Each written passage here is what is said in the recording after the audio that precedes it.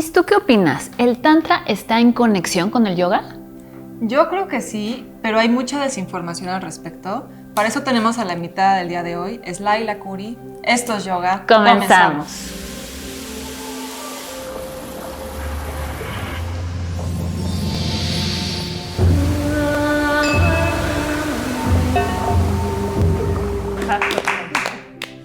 Pues bienvenidos, bienvenidas.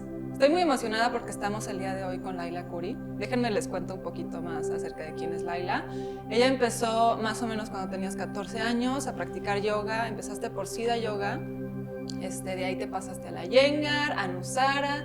Estuviste certificando desde Anusara un buen rato hasta que, como en el 2012, ya empezaste a dar tu propio estilo de certificaciones, se podría decir. Desde que se llama Yoga Expansión. Para los que no conocen Yoga Expansión, los invito a conocer Yoga Expansión, vale mucho la pena. Y hoy, de hecho, vamos a estar hablando acerca de un tema muy interesante, que es cómo se conecta el tantra y el yoga. Y dado a todo lo que ha estudiado Laila, vamos a poder adentrarnos a profundidad en este tema. Entonces, bienvenida, Laila. Gracias, Mitis. Bienvenida, muchas gracias. Muy bien, muchas gracias. Estamos felices de que estés aquí. Y bueno, pues el día de hoy vamos a empezar esta enriquecedora plática con que nos digas qué es el tantra. Bueno, el tantra es increíble, ¿no? Pero el tantra es una disciplina, yo la llamo más como una tecnología, ¿sí? Que empieza alrededor del siglo V, que es la suma de distintas prácticas que después se denominan como tantra, ¿sí? Entonces, el tantra es, bueno, en su nombre, tantra es vehículo de expansión. Entonces, la gente dice, ¿el tantra es el Kama Sutra? No. El tantra es un vehículo de expansión en donde se utiliza cualquier herramienta que se manifieste en tu instante como un vehículo para expandir tu conciencia. Wow, súper bonito. Sí, porque justo lo que decías ahorita, la gente tiene como mucho esta idea que el tantra es igual a sexualidad, ¿no? A sexo. Eso es súper poquito, es una mini parte de lo que es el tantra, pero pues en Occidente la gente, o sea, en Occidente todo está sexualizado, ¿no? Todo. Pero en Occidente la manera más tangible de identificar el vehículo fue con el cuerpo físico. Inclusive el Hatha Yoga nace como una de las tecnologías que vienen a partir del tantra, porque antes el yoga, como ustedes saben, el yoga no solamente es el asana, el yoga en el cuerpo es cuando empiezan a decir, wow, hay que ponerle atención al cuerpo, ¿no? O sea, no solo es sentarte en siddhasana a meditar, que era como lo único que había. Y cuando empiezan, wow, hay que ponerle atención al cuerpo, nace de ahí la corriente y las prácticas de esta tecnología de movimiento en el cuerpo físico que se transforman en el Hatha Yoga. Entonces, Lai, ¿cómo se conecta el tantra con el yoga? Pues el yoga es tantra y el tantra es yoga, diría yo. Porque desde la perspectiva tántrica, el yoga es relación. Y el tantra, o sea, el yoga no es unión, porque de entrada cuando dices unión ya hablas de una separación, ¿no? En tantra el yoga es relaciones, cómo te relacionas con tu respiración, cómo te relacionas con tu familia, cómo te relacionas con el alimento, cómo te relacionas con todo. ¿Cuál es ese vehículo con el que experimentas la conciencia? Entonces, el yoga se relaciona con el tantra siendo el yoga, el tantra y el tantra el yoga. ¿Eso qué quiere decir? Que el tantra no existe sin el yoga y el yoga no existe sin el tantra, porque el yoga es meditación. Son las técnicas con las que se experimentan la práctica de tantra. Porque, bueno, yo tenía, de hecho, mi siguiente pregunta venía en referencia a ¿en qué se diferencia del yoga clásico? Pero si tú me estás diciendo que en realidad el yoga es tantra y el tantra es yoga, entonces en realidad no hay una diferenciación entre el yoga clásico y el yoga... Lo que pasa es que el yoga clásico toma una postura y el yoga tántrico toma otra postura. Eso no anula. El yoga tántrico nunca va a anular al yoga clásico, al contrario, lo honra lo venera, incluso utiliza varias de las escrituras que nacen de los, digamos, académicos o de los grandes expositores del yoga clásico para desarrollar toda la filosofía y, bueno, no filosofía, pero para hablar de todas las diferenciaciones del Tantra. Entonces, una de las principales características que podríamos decir en las que no se separan, pero se diferencian, es que en el yoga clásico te invitan a hacer asceta, ¿sí? A la separación, a retraerte, a irte a un ashram, a desapegarte. Todo es el desapego, ¿no? El ego es desapego, hay muchísimas diferencias, ¿no? Pero una de ellas es, el ego es desapego, entonces hay que desapegarse por completo del ego. Y en Tantra el ego no tiene una connotación negativa, siempre y cuando todas tus acciones sean para enaltecer al espíritu, para recordar que no haces tú todo solo. Otra de las características es, bueno, no son ascetas, no te piden la renunciación en Tantra, eso es como lo más importante. Y en el Tantra, otra de las cosas muy importantes, y es en donde se vuelve una práctica peligrosa, que empieza a tener como mucho tema en Occidente y por lo cual se desvirtúa muchísimo el Tantra, es con que en el Tantra no existe el bien y no existe el mal. Entonces de ahí se agarra muchísimo la gente para practicar un poquito de Tantra con el pretexto, un poquito de Tantra y hacer lo que quieran, ¿no? Cuando el Tantra es un camino de conciencia profundo y de responsabilidad. Es que además, Lai, bueno, tomando esta perspectiva de la separación, que de hecho sí lo ves muy marcado en ciertos textos del yoga, incluyendo en los Yoga Sutras. Digo, depende cómo lo interpretes, sí. Pero sí se marca mucho esta dualidad, ¿no? En donde está el observador y está el observado. Entonces, ¿cómo se maneja esta separación dentro del Tantra? Si todo es unión, pero si están separados o no están separados. No, se habla de opuestos complementarios, ¿sí? ¿Eso qué quiere decir? Que todo en este universo tiene un opuesto complementario. Por ejemplo, no hay bien, no hay mal. Hay mal porque hay bien y hay bien porque hay mal. No hay día o hay noche. Hay noche porque hay día y hay día porque hay noche. Entonces no hay separación, todo está relacionado y esto es la premisa principal de cómo se expone el Tantra. Por ejemplo, si tú lo ves en los tattvas, desde la perspectiva clásica en el sistema Samkhya, empiezas desde Purusha y son 25 hacia abajo, ¿no? Y del ser, y después viene Prakriti. Entonces lo más importante es separar al ser de la materia, ¿sí? Y en el Tantra, a través de Maya Shakti, que es Maya, desde la perspectiva clásica le dicen ilusión, en la perspectiva tántrica es el espejo, vienen 11 tattvas más. Pero la premisa es que ahí, en vez de que Purusha y Prakriti estén separados, se habla de Shiva y Shakti. Shiva como la forma masculina y Shakti como la parte femenina.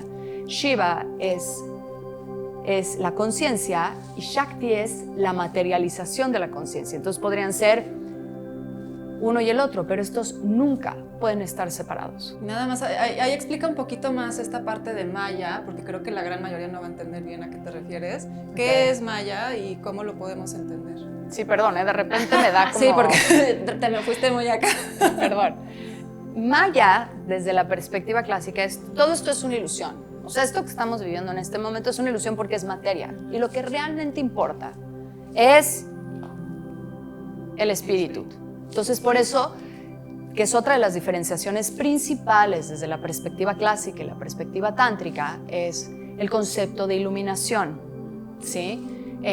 Tú solo te vas a iluminar desde la perspectiva clásica cuando logras desapegarte de absolutamente todo y ¡pum! ¿No? Mágicamente. Y llegas a un estado de samadhi, ¿no? Desde la perspectiva tántrica. Es increíble porque el concepto de iluminación, esto les va a ayudar a entender un poquito Maya, todo esto para entender Maya, ¿no? Desde el proceso, desde el concepto del Tantra, Maya es un espejo. Me acuerdo que por ahí estabas tú anunciando en algún momento una plática de los Kanchukas, ¿sí?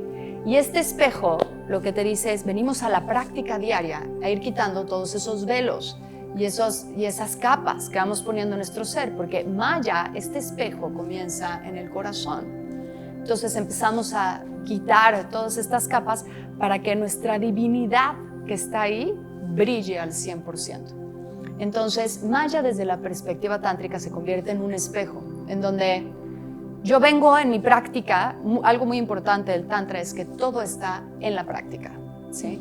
Yo vengo en mi práctica a limpiar mi espejo para que Tis venga a reconocer su luminosidad en este espejo del corazón. Entonces yo por eso veo a Tis y digo, wow, cuánta luz, ¿no? Y es porque la ha limpiado y es un reflejo. Y la iluminación es algo increíble porque es un compromiso colectivo desde la perspectiva tántrica. La iluminación no es que un día me voy a iluminar. En Tantra no es que ya estemos iluminados, pero en Tantra la iluminación es la capacidad que tenemos de compartir nuestro propio brillo y que el otro reconozca su luz en nosotros. De ahí el Namaste. Saludo tu luz, ¿no? Entonces, desde esa perspectiva, la materia es como un vehículo o una herramienta para llegar a ver ese reflejo. Para reconocer el reflejo. O sea, lo más importante en Tantra, que esto es un punto muy importante que acabas de decir, es que todo es divino. La premisa es todo es divinidad. Solo está esperando ser reconocida para revelarse en ti. Justo ahorita que estás platicando todo esto y la diferencia entre el yoga clásico, digámoslo así, y el yoga tántrico, el Kundalini Yoga entonces podría ser una práctica tántrica, ¿no? Porque justo ahorita que te estaba escuchando todos estos principios que es lo tántrico, es justamente lo que hace el yoga Kundalini. Yo empecé hace muchísimo tiempo practicando Kundalini y es justamente lo que estás diciendo ahora, ¿no? No sé qué otro tipo de prácticas, eso me surgió ahorita como duda, qué otro tipo de prácticas además del Kundalini integran esta parte del Tantra. Ok.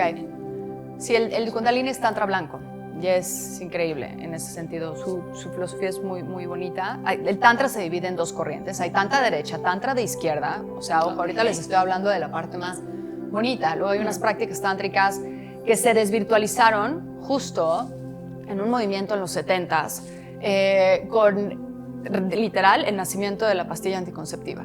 Pero en algún momento, en algún punto debe de entrar esta parte del sexo. El sexo a nivel tántrico. Es increíble, esto creo que sí lo quiero tener, o sea, dejar muy claro. Porque yo no soy la misma que ayer. ¿Tú sí? No, ¿Tú definitivamente sí? Espero que no. Todos los días estamos evolucionando. Todos los días hay una transformación, desde las células que se me están muriendo hasta lo que está pasando hoy. Y a lo que te invita el Tantra a nivel sexual es, uno, la manera más bonita de hablar de esta danza de los opuestos complementarios que son Shiva y Shakti, ¿sí? El masculino y el femenino, es lo que la gente identifica inmediatamente, que no es la única manera, porque hay otra, ahorita les voy a explicar, es la sexualidad.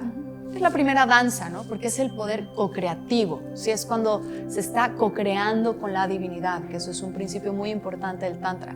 Todo lo que yo estoy haciendo ahorita, lo que ustedes atrás de las cámaras están haciendo, es una co-creación con la divinidad. Entonces están creando un instante que tiene una influencia energéticamente en el universo. Entonces, lo que está pasando ahorita, lo que pasa en todas nuestras acciones es co-creación. Pero a nivel energético es más fácil decir el otro, el hombre o la mujer, o el rol que decida tomar una pareja gay de mujer, pero uno tiene un rol que el otro, porque todos tenemos masculino y femenino en nuestro cuerpo. En esta danza se hace la primera fusión entre Shiva y Shakti, ¿sí? Y la gente como que lo dice, wow, es que es lo más poderoso. Ahí está el Tantra, porque lo más importante es la danza entre la conciencia y la manifestación de la conciencia. Sin embargo, aquí es muy importante. Lo más importante aquí es, pues todos, yo no soy el mismo que ayer, entonces no hay que tener apego, entonces todos con todos. Y el Tantra te dice completamente lo distinto, o sea, algo distinto. O sea, la cambiaron por completo. La cambiaron por completo, Fis. El Tantra te dice, tienes que aprender a estar tan presente en este acto, porque el acto sexual se convierte en el acto más sagrado de todos. Es la danza más sagrada. Este erotismo es la expresión divina, es en donde se co-crea más vida. Y te dice, tienes que estar tan consciente de lo que está pasando en el otro que tienes que identificar ese nuevo ser, que es tu pareja, tu misma pareja, todos los días.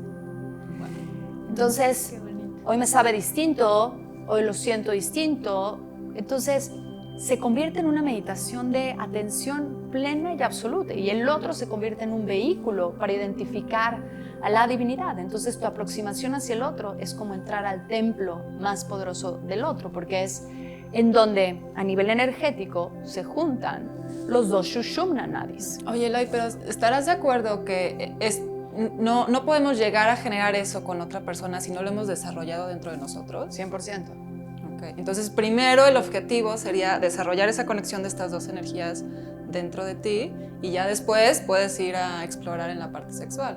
Acabas de decir algo súper valioso, Tis, porque el Tantra, yo digo filosofía tántrica porque es lo que todo el mundo entiende, ¿no?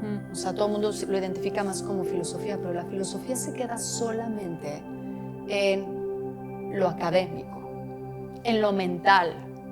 Y el Tantra es más darshana. Darshana es, en una traducción de sánscrito, es visión, mirar. Por eso vas a recibir darshana en los templos. ¿Te acuerdas lo que hacíamos?